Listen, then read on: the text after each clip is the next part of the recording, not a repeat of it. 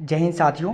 आज इस वीडियो में क्लास 10th का हिंदी का जो चैप्टर है मगम्मा वर्णिका चैप्टर से हम लोग चल रहे हैं। वर्णिका का जितने भी ऑब्जेक्टिव क्वेश्चन 2026 बिहार बोर्ड में पूछे जाने वाले हैं 100% फुल गारंटी के साथ आपको बता रहे हैं कि इसी वीडियो में से 2026 बिहार बोर्ड में पूछा जाएगा।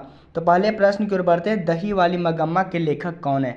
तो दही वाली मगम्मा के लेखक हैं दोस्तों, बताएंगे कि फनी स्वरनाथ रेणु हैं। फनी स्वरनाथ रेणु जी हैं जो आपका दही वाली मगम्मा के लेखक हैं। इस तरह से बनेंगे। अगले प्रश्न के आंसर बताएंगे क्या होगा।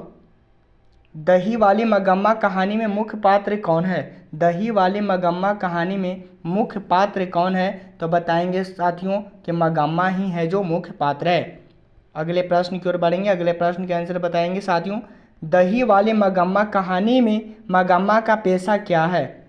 दही वाली मगम्मा कहानी में मगम्मा का पेशा क्या था साथियों, तो बताएंगे दही बेचने वाली था। दही बेचने वाली यही हमारा साथियों। इस तरह से बढ़ेंगे। अगले प्रश्न के आंसर क्या होगा बताइए।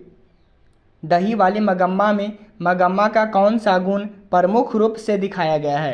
प्रमुख रूप से ईमानदारी दिखाया गया है साथियों। ऑप्शन हमारा जो होगा जो ईमानदारी वाला होगा।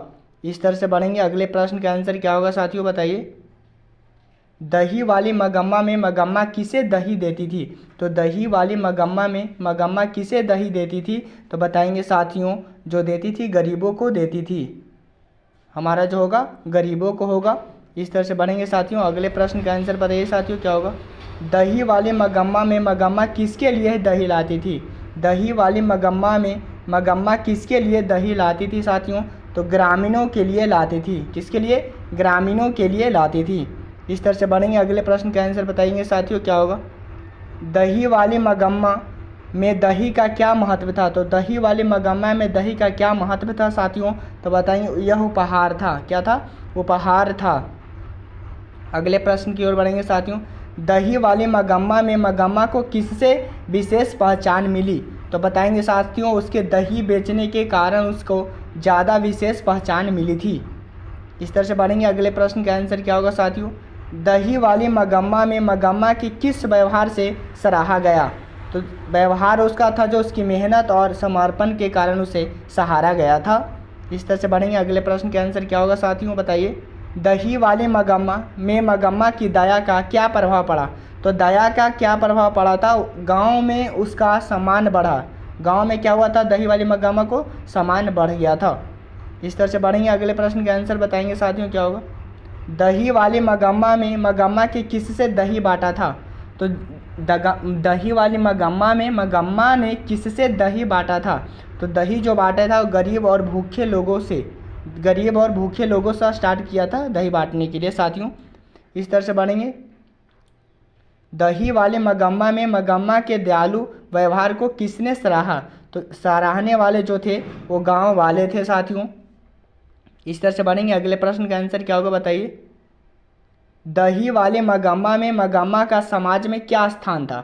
तो दही वाले मगम्मा में मगम्मा का समाज में स्थान पूछा जा रहा है, तो बताएंगे दयालु और सम्मानित था। दयालु और सम्मानित।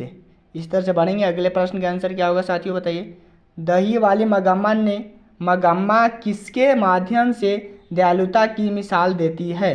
तो किसके माध्यम से पूछ रहा है, तो गरीबों और असहाय लोगों के माध्यम से दयालुता का मिसाल देती थी।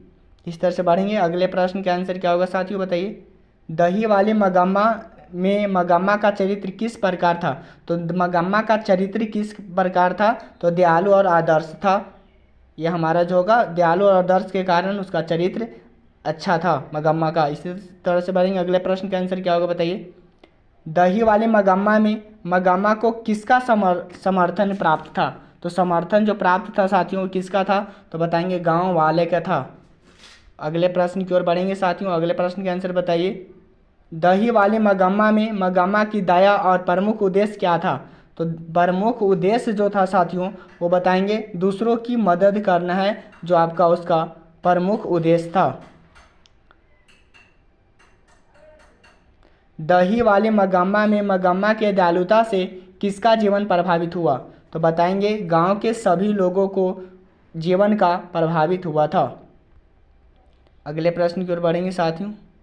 दही वाली मगम्मा में मगम्मा की सबसे बड़ी विशेषता क्या थी? तो सबसे बड़ी विशेषता उसकी दया और मदद का स्वभाव था। इस तरह से बनेंगे साथियों। अगले प्रश्न क्या आंसर क्या होगा बताइए। दही वाली मगम्मा कहानी से कौन सा संदेश मिलता है? तो दही वाले मगम्मा कहानी से कौन सा संदेश मिलता है साथियों? तो बताएंगे दया और मदद से समाज में सम्मान मिलता है, जो ऑप्शन सेकेंड वाला होगा साथियों। जय हिंद साथियों। आप लोग इसी तरह से वीडियो को लाइक और सब्सक्राइब, जितने लोग क्लास 10th 2026 बिहार बोर्ड के लिए तैयारी कर रहे हैं उन सभी लोगों के पास वीडियो को शेयर जरूर करेगा दोस्तों। जय हिंद दोस्तों।